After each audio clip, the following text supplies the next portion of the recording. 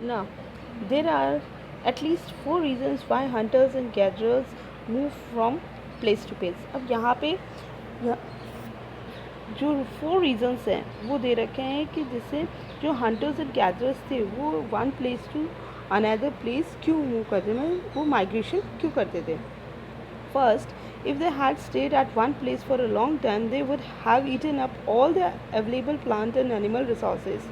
Therefore, they would have to go elsewhere in search of food. अब first जो point आता है वो कहता है कि अगर वो एक ही जगह रह जाते हैं तो जब लॉन्ग टाइम पे, लंबे समय पे अगर जो वो लोग थे वो एक ही जगह रह जाएंगे तो वहाँ का जो सारा जो खाने का जो कंजप्शन था वो सारा हो जाएगा और एकदम ख़त्म हो जाएगा वहाँ पे सारे रिसोर्सेज खाने के लिए. तो वो क्या करते थे, जब थोड़े टाइम रह के एक ही जगह पे वहाँ का जो खाने का जो भी अवेलेबल था वो खा लेते थे और जब वो फिनिश हो जाता था तो वो दूसरी प्लेस पे माइग्रेट कर लेते थे. The second is animal move from place to place either in a search of a smaller prey or in a case of a deer and wild cattle in the search of grass and leaves. That is why those who hunted them had to follow their movements. और जो second reason क्या आ जाता था कि जो animals थे वो one place to another place move करते थे, वो एक ही जगह नहीं रहते थे. तो उनका शिकार करने के लिए उनको भी मूव करना था वन प्लेस टू अनदर. वो उनको उनको जो जानवर थे उनको फॉलो करते थे ताकि उनका वो शिकार कर सके. ठीक है, तो जो शिकार जो जानवर थे वो अपना शिकार ढूंढने के लिए, मतलब वो अपना भी तो खाना पूर्ति करते थे, तो वो छोटे छोटे जो उनका शिकार करते थे जानवरों का, तो उनके पीछे भागते थे इधर से उधर. और जो डियर थे वो जो पालतू जानवर वगैरह थे तो वो क्या ग्रास वगैरह खाने के लिए इधर उधर मूव करते थे, तो उसके लिए भी उनको मूवमेंट करना पड़ता था.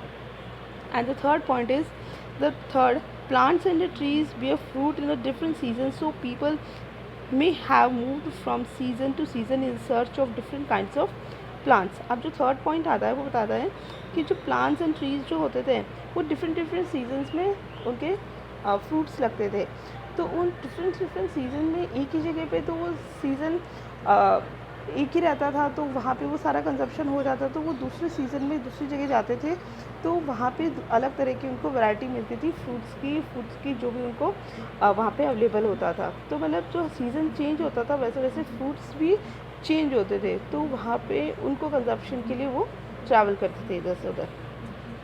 And the fourth point is, people, plants and animals need water to survive. Water is found in a lake, streams and river, while many river and lakes are perennial with अब जैसे fourth जो point होता था वो क्या है कि मतलब जो पीपल्स जो थे वो मोस्टली पानी के आसपास रहते थे. पानी के आसपास मतलब जो लेक होती थी, पॉन्ड होता था, स्ट्रीम्स होते थे, रिवर होते थे, उनके पास में रहते थे. तो ठीक, तो जो है ना ज़्यादा टाइम लंबे टाइम तक वो एक ही जगह रहते थे तो वहाँ का पानी भी कंज्यूम हो जाता था. तो वहाँ पे जो पानी कंज्यूम हो जाता तो ख़त्म हो जाता, तो फिर वो दूसरी जगह ट्रैवल करते थे. ठीक है, तो while many rivers and lakes are perennial. अब पेरिनियल क्या होता है, पेरिनियल मतलब जहाँ पे साल भर तक पानी रहता है, मतलब कोई भी सीज़न हो. और नॉन पेरिनियल होता है जैसे जहाँ पे जैसे ज़्यादा गर्मी पड़ती है तो वहाँ पे पानी सूख जाता है, तो वो नॉन पेरिनियल आता है. पेरिनियल जैसे आपने देखा होगा जैसे गंगा रिवर है, इससे पेरिनियल जहाँ पे पूरे 12 महीने हर सीज़न में पानी रहता है ना. जैसे कृष्णा है, ये नॉन पेरिनियल में आती है, जो थोड़ा सा सीज़न चेंज हो जाता है या ज़्यादा बारिश आती है तब वहाँ पे पानी आता है, बाकी सूखा पड़ जाता है. तो ये जो है तो वो मोस्टली पेरिनियल जो होते थे, पेरिनियल जो वाटर वहाँ पे सर्वाइव करते थे ताकि जो पानी की अवेलेबिलिटी रहती थी उनके लिए मैक्सिमम रहती थी और वो अपनी लाइफ जो है सर्वाइव कर सकते थे. Peoples living on their banks would have had to go in a search of water during the dry season. अब जो गर्मी का जो टाइम होता है वहाँ पे पानी ज़्यादा सूख जाता था तो उनको मजबूरी में ट्रैवल करना पड़ता था क्योंकि बिना पानी के वो सर्वाइव नहीं कर सकते थे, तो एक से दूसरी जगह उनको जाना ही पड़ता था इन सर्च ऑफ वाटर.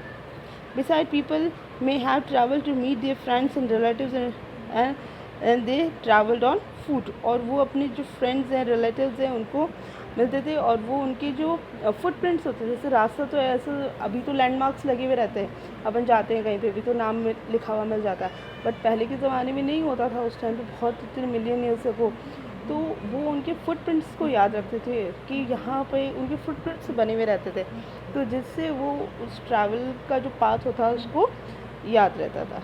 ठीक है।